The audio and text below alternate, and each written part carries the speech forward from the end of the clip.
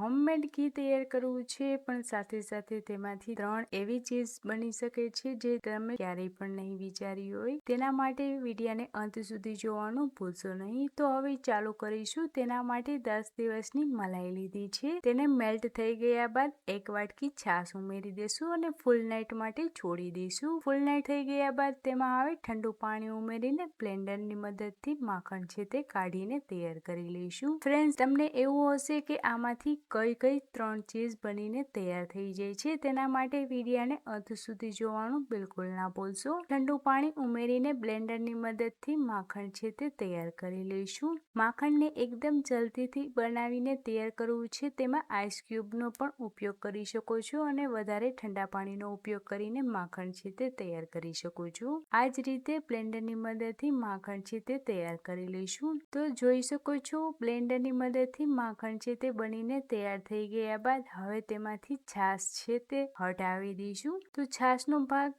નીકળે એ રીતે હાથની મદદથી તેમાંથી માખણ છે તે કાઢી લઈશું અને 3 થી 4 વાર વારંવાર પાણી છે તે ઉમેરતા જશું અને તેમાંથી માખણમાંથી છાશ કાઢી લઈશું, જેથી માખણ છે તે સરસ પરફેક્ટ બનીને તૈયાર થઈ જાય. તો હાથની મદદથી તમે જોઈ શકો છો માખણ છે તે સરસ એકદમ નીકળીને તૈયાર થઈ ગયું છે.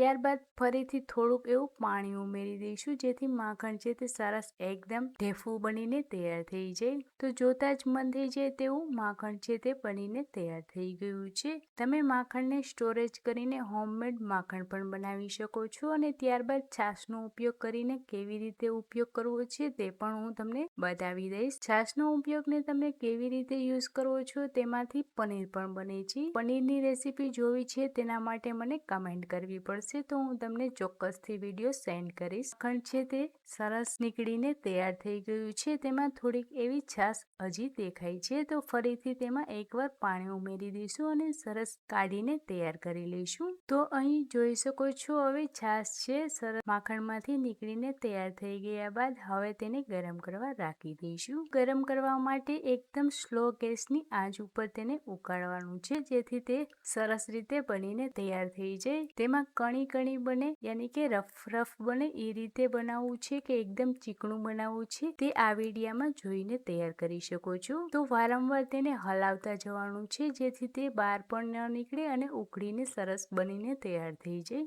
તો જોઈ શકો છો દાણાદાર બનીને તૈયાર થવા લાગ્યું છે. સરસ ઉકળતાની સાથે જ તેનો કલર પણ સરસ આવી ગયો છે. ફ્રેન્ડ્સ, હોમમેડ ઘી બનાવવું તે ખૂબ જ ઈઝી છે, પણ ઘી બનાવવા ટાઈમે એક વાતનું ખાસ ધ્યાન રાખવાનું કે મલાઈ છે તેને ડાયરેક્ટ ગરમ કરીને ઘી બનાવીને તૈયાર કરીશું તો તેમાં બદબૂનો ભાગ ખૂબ જ ખરાબ રીતે આવે છે. પણ એકવાર તમે ટ્રાય કરજો કે મલાઈને એકદમ પીગળી ગયા બાદ છાશ ઉમેરીને તેને ફૂલ નાઇટ માટે થવા દેજો, જેથી તેમાંથી ઘી છે તે સરસ સારી રીતે નીકળે અને સાથે સાથે ઘીમાં સ્મેલ પણ સરસ આવે. તો અહીં ઘી હોમમેડ બનીને તૈયાર થઈ ગયું છે. ફ્રેન્ડ્સ, રેસીપી કેવી લાગી છે તે મને કમેન્ટ કરો. સાથે સાથે લાઈક કરો, શેર કરો અને સબસ્ક્રાઇબ કરો. સબસ્ક્રાઇબ કરવાનું વારંવાર ભૂલી જાઉં છું, તો પ્લીઝ મારી ચેનલને સબસ્ક્રાઇબ કરી આપો, જેથી વિડીયોની નોટિફિકેશન છે તે વારંવાર મળતી રહે. તો પરફેક્ટ માપની સાથે હોમમેડ ઘી બનીને તૈયાર